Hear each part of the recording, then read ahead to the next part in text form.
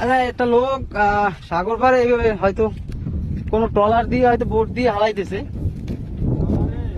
হ্যাঁ, বোট দিয়ে হয়তো হালাই দিছে। আমি হয়তো একদম একদম মরা মানুষের মতো সাগরের পাশে পড়ে রয়েছে, সাগরের পাশে পড়ে রয়েছে একদম। একদম ভালো মানুষ, একদম চেহারা ছবি কোনো পাগল না। হ্যাঁ, বয়সও তেমন একটা বেশি না। আমার মনে হয় কোনো ট্রলার দিয়ে হালাই দিছে। আমার মনে হয় যেটা কোনো একটা ট্রলার দিয়ে ফালাই দিয়েছে। ভিডিওটা আসলে শেয়ার করবেন,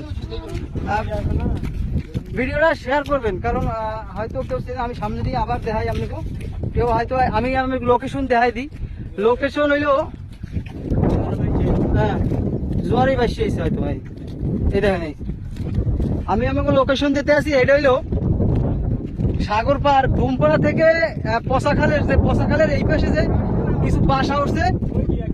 হ্যাঁ ওই যে এই যে পকেট নতুন একটা গেট হয়েছে, গেটের সামনেই অর্থাৎ এই একটা রঙিল সে ফ্যাক্টরি। এই ফ্যাক্টরি এখানে আমরা আসলে আপাতত উড়াই দিতে আসি।